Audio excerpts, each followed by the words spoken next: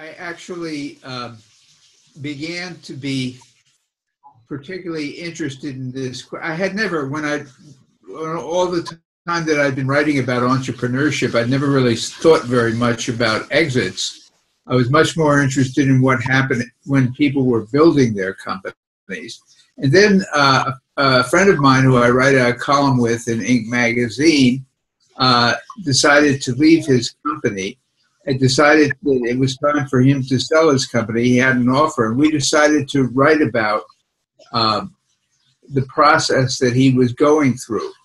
And what happened was that as we did this sort of month by month, writing about what he was going through, we attracted a huge following. And people just were waiting for each episode, and they would write in. And, you know, we got at one point hundreds of emails sort of advising Norm Brodsky, my friend who was selling his company, what he should do. And I guess that really opened my eyes to the fact that there was tremendous curiosity among people who own companies. There's tremendous curiosity about, well, what's the process like? What does it actually feel like to go through this process? And so I did some research online, and I realized that there was practically nothing had been written about this. And so I thought, well, maybe that's a good topic for me to write about. And my publisher thought it was a good topic as well. So the first thing I decided was, since I knew nothing about it except what Norm's experience had been, I said, I better go out and talk to some people who've been through it themselves and see what the experience was like.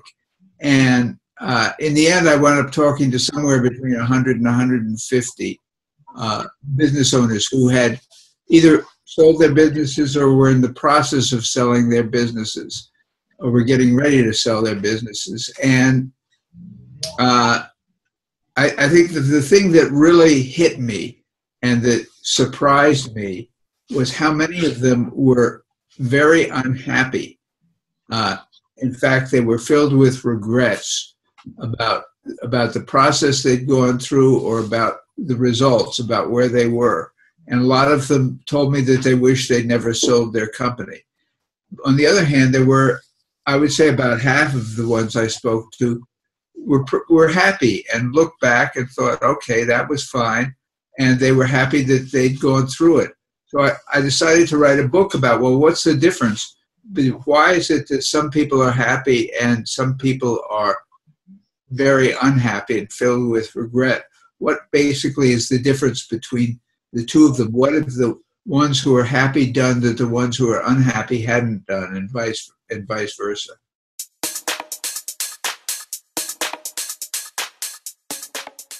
Well, one of the things I discovered in the course of doing this research was that most of us think about exits in the wrong way. We think of an exit as an event that happens, you know, at the end of the journey. At some point, you leave your company. And what I realized in going through this process of talking to people was that an exit is not an event, it's a phase of the business. You know, you have the startup phase, you have the growth phase, you have the mature phase, and you also have the exit phase.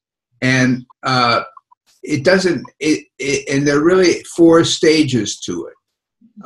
The first stage is one where you really just educate yourself about what's involved and about what you need to know and what you should be considering and what your preferences are, what's happened with other people.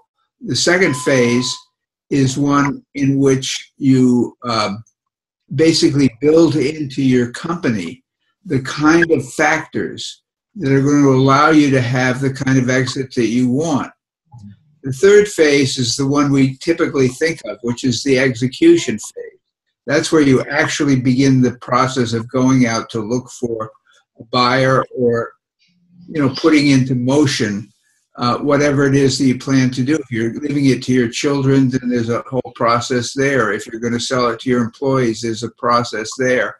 Or if you're going to sell it to a third party, there's another process. But that people tend to think of that as the exit, but it's actually only what should be the third phase of the exit process, and then that phase ends with a deal, where basically it's the transfer of ownership, and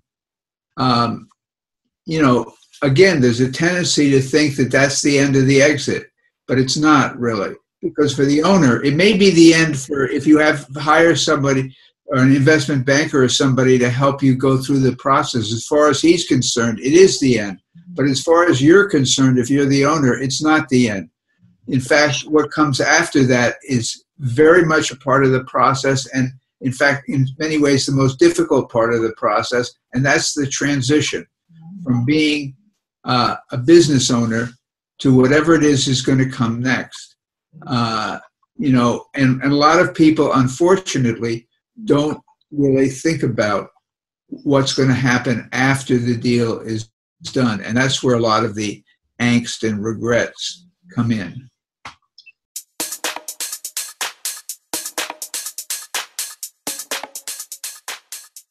Well, it varies from person to person. The first phase, for some people, they have a role model, and they look at it, and they look at some other company, and they see what the founder of that company is doing, and say, that's what I want. I want to do it like that. For other people, it's, you know, it requires some study. It requires talking to people and getting input, and you know, it's really a constant learning process. That's the exploratory phase. The second phase, the strategic phase, is a very interesting one, because essentially what you discover is the process that you have to go through to build a company to sell for, you know, basically to build the value in the company is the same process you go through if you want to build a great company. In other words, basically let's assume you're going to, for argument's sake, that you're going to sell it to a third party. Well, what does the third party want? The third party wants opportunity for growth and wants you to minimize all the factors that might get in the way of your achieving that growth. Well, that's pretty much what any owner would want. That's, if you're going to give it to your children, that's what you'd want to give them as well, is the opportunity for growth and minimizing all the factors that might stop them from achieving that. If you're selling it to your employees, the same thing. That's what they should want. So basically, a lot of the process of preparing for the exit, at least in terms of your company and what you do with your company, are the same things that you should do if you just really want to build a very successful, a great company. And then and so that really goes on throughout the time you're working on the company. You know, you're trying to build into your company the qualities that would make a very finicky owner want to own that company, because that's in fact the same thing you would want. Then the fourth phase varies a great deal, but essentially, depending on how prepared you are when you enter the third phase, the execution phase, that can take it can take anywhere from I would say, you know, 6 or 8 months to years, because a lot of times people get to that phase and they discover that they haven't done the first two phases, and so they really have to go back and start focusing on building into their company those factors that they need to have a decent exit. And then the fourth phase, the transition phase, again, that varies by person. Some people make the transition very easily, but a lot of other people, it literally takes years. I mean, I interviewed one person, I write about one person for whom it took 11 years before he really sort of came to grips with what had happened and was able to move on to something else and feel good about what had happened. I do have a definition of, I mean, through all this, I did come up with a definition of what a good exit is. if you want me to go into that.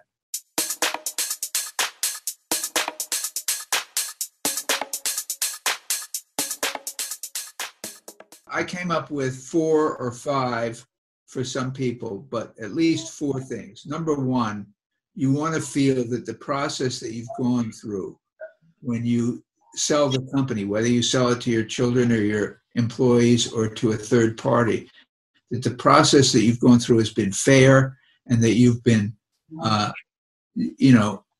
fairly rewarded for what you've put into building the company.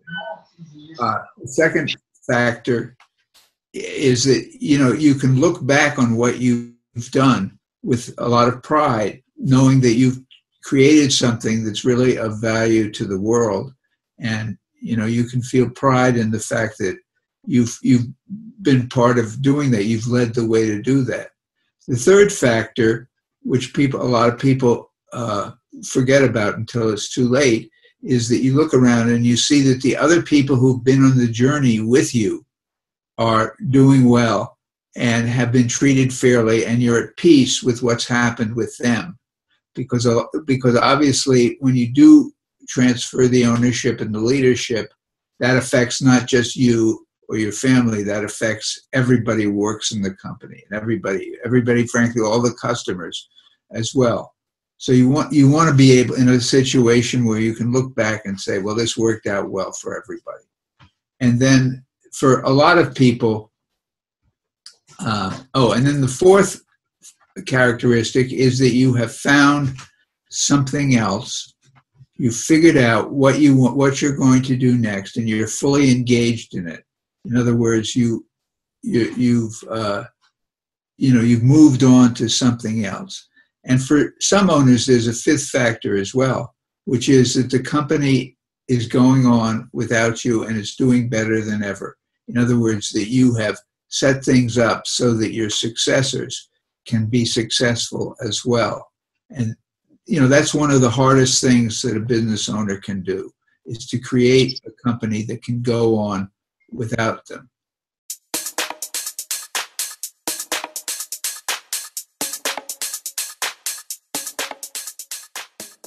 Well, it's not for everybody, because there are some people who don't care, who basically want to sell the company and then move on to something else. And it's not that there's anything wrong with that. It's just we're made differently. I would say the kind of owner that you and I, Joe, would care about the most and would be inspired by the most are the ones who really do care that it's going on after them and doing better than ever. Aside from the fact that that's a nice thing to have happen, it shows that you've been able to accomplish probably one of the most difficult things that any owner can face, any most difficult challenges that any owner can face.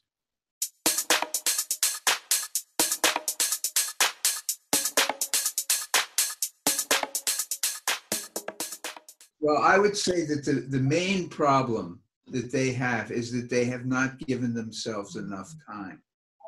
This process takes time. Particularly, it takes a lot of time if you're going to have to find a successor to take over from you.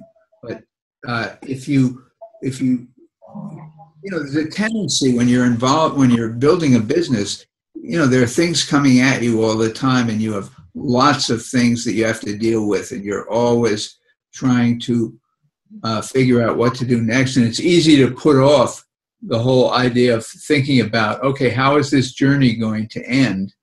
And if you don't have the discipline to actually say, wait a minute, I better start thinking about all of this, it's much more likely to end badly.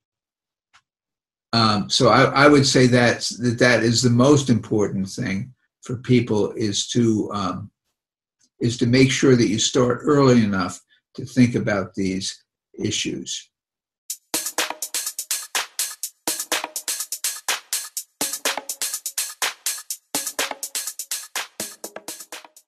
Yes, well, that's also comes into the factor of building a good company, because basically a forced exit happens when, in fact, you find yourself in a situation. Often it's a situation that develops because you don't have something that comes out of the blue that you're not necessarily expecting. And what happens is that suddenly you find yourself in a situation where your company is going to run out of cash, and the only way you can avoid going into bankruptcy is to find a buyer. Now, if you're a buyer, buyers tend to look around for companies that are in this situation, because obviously when they're negotiating a deal to buy a company that's really, because of temporary factors, is being forced to sell, you get a very good deal. But for an owner, it's a nightmare. And in fact, it can have very tragic circumstances. So that's a question of making sure that you never wind up in a situation where you have to sell just in order to keep, to keep from going into bankruptcy.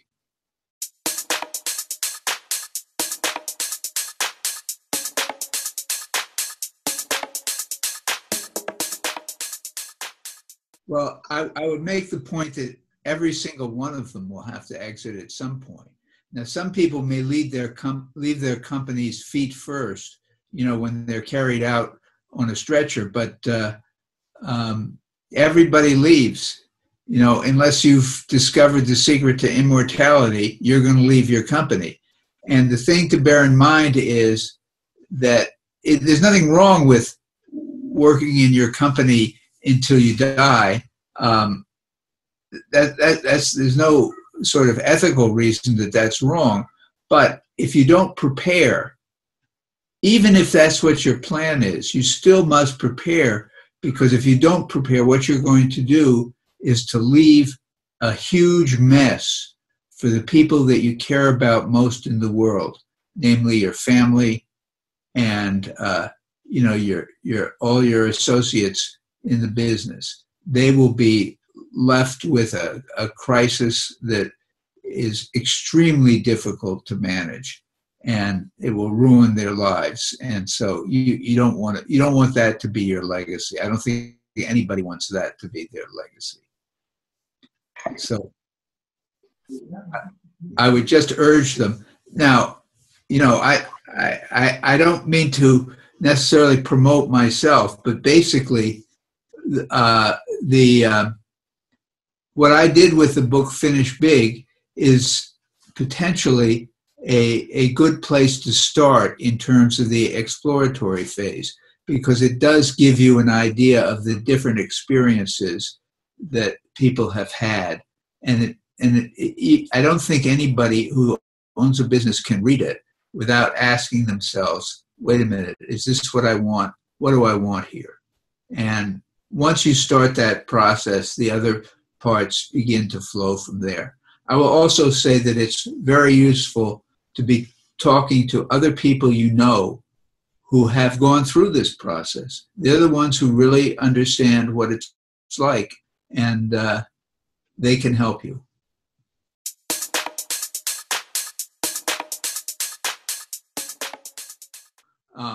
I love you guys, and hopefully sometime we'll be able to do one together in person.